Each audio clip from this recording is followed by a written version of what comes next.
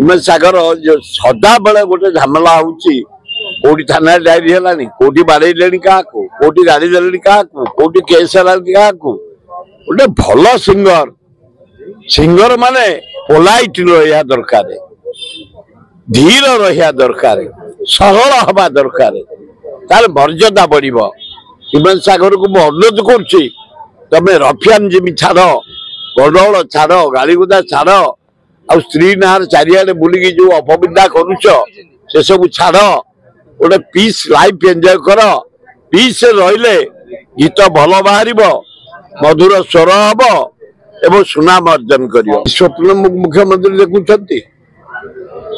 सबुटा को अग्रसर करने से आठे पड़ी जो उत्कर्ष ओडिशा ये जो मेक इन ओडिशा क्या आगे ने केते आगे नहीं गले पहले 13,00,000 कोटी टंका विनियोग करेंगे शिल्पपति बादे केते या पूर्व मेक इन ओडिशा 7 जगह कर सम्मिलनी से जनता मैदान रे नवीन पट्टनायक गुड़ा पैसा बर्बाद कला जोटा कि गोटे कबारशाला भी कोटी ये सेमती 7 मास भितर प्राय 1100 कोटी टका खर्च कर सारे खाली नाच गीत रंग फूल आलोक सजा रोड सजा कलरिंग एगुड़ा कौन कथा ये खटिखिया मूलिया गरीब लोगों को पैसा को आनी ये गोटे उपयोग करी खा पीओ करी नाच गीत फेर 3 दिन बढ़ी जाइए कहा पैसा ये गरीब जनसाधारण पैसा ओडिशावासी को पैसा कटिखिया मुडिया को पैसा आम देचु बड़ा दारुण दुख ओडिशार पैसा को जो भाया बर्बाद करा माने अति निंदनीय कथा करा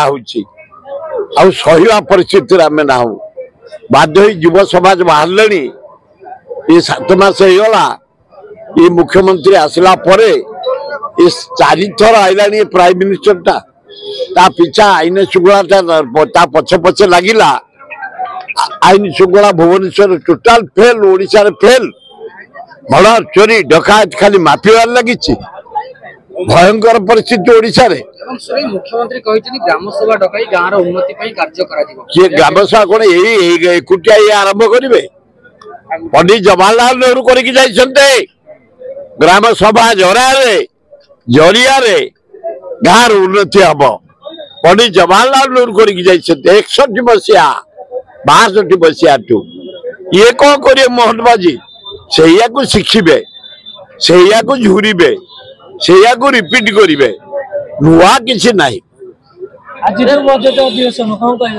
आज दिल्ली रे बजेट अधिवेशन से सजेशन देती ये बेकार युवक कौन अच्छी से पिला गुड़ाक पाठशाठ पढ़िक बाप माँ एत पैसा खर्च कले शिक्षित करइले झील पुओं को पूरा बुलुच कौन कर क्षुद्र व्यवसायी मान कौन कर 80,000 लोक बेकार प्राइम मिनिस्टर 4 थर आईला दुकान भांगी दि जाए कि आत्मीय तक दि सुभद्रा योजना मानुच योजना कर दिन को 78 टंका चा कपर दाम 10 टंका बिस्कुट 2टा खाईदे 18 गला कि योजना ये प्रोत्साहन योजना यार मूल्य किसी ना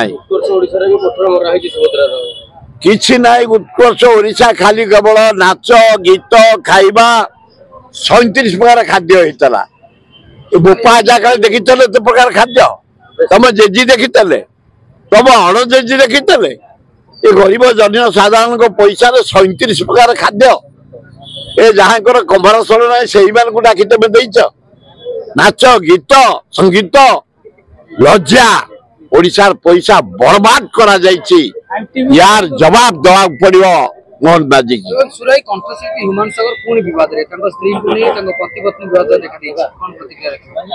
हिमांशु सागर जन भल गायक कहीं से ना शह आलिगेसन क्या बाड़े क्या आड़ीदे क्या जबरदस्ती कले सिंह सहित झमेला कले भावुँ जड़े एत उच्च कोटर कलाकार सिंगर ଏଠି ତଳକୁ ନ ଯିବାଟା ଭଲ। ତାଙ୍କ ସ୍ତ୍ରୀ ଭଦ୍ର ମହିଳା, ସେ କାହିଁ ଏମିତି ଅଭଦ୍ରାମି କରୁଛନ୍ତି ମୁଁ ଜାଣିପାରୁନି। ସ୍ୱାମୀ ସ୍ତ୍ରୀ ଦି ଜଣ ଯାକ ଆଲୋଚନା ଗୋଟେ ଘରେ କବାଟକୁ ଦେଇ ସ୍ୱାମୀ ସ୍ତ୍ରୀ ଆଲୋଚନା କରି ମଧୁର ଆଳାପ କରନ୍ତୁ, ଟିକେ ଶାନ୍ତିରେ ରୁହନ୍ତୁ ଦି ଜଣ ଯାକ, ତାକୁ ଫ୍ରିଡମ୍ ଦିଅନ୍ତୁ।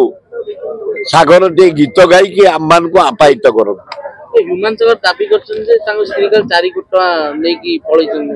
ମୁଁ କହିପାରିବିନି, ଏ ଭିତରି କଥା କହିପାରିନି। ସ୍ୱାମୀ ସ୍ତ୍ରୀ ସେ ଏକାଠି ଶୋଉଥିଲେ, ଏକାଠି ରହୁଥିଲେ, ଏକାଠି ଖାଉଥିଲେ, ଏକାଠି ଗପୁଥିଲେ।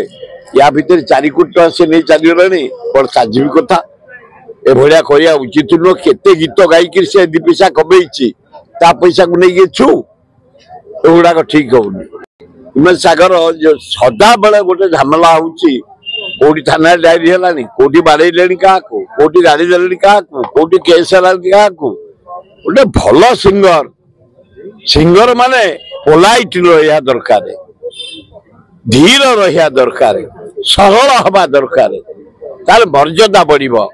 ହ୍ୟୁମାନ ସାଗରକୁ ମୁଁ ଅନୁରୋଧ କରୁଛି, ତମେ ରଫିଆନ ଜିମି ଛାଡ, ଗଣ୍ଡଗୋଳ ଛାଡ, ଗାଳିଗୁଦା ଛାଡ, ଆଉ ସ୍ତ୍ରୀ ନାଁରେ ଚାରିଆଡେ ବୁଲିକି ଯୋଉ ଅପବିଦ୍ୟା କରୁଛ ସେସବୁ ଛାଡ। ଗୋଟେ ପିସ୍ ଲାଇଫ ଏନ୍ଜୟ କର। ପିସ୍ ରହିଲେ ଗୀତ ଭଲ ବାହାରିବ, ମଧୁର ସ୍ୱର ହବ ଏବଂ ସୁନାମ ଅର୍ଜନ କରିବ। ହବା ଦରକାର ଥିଲା।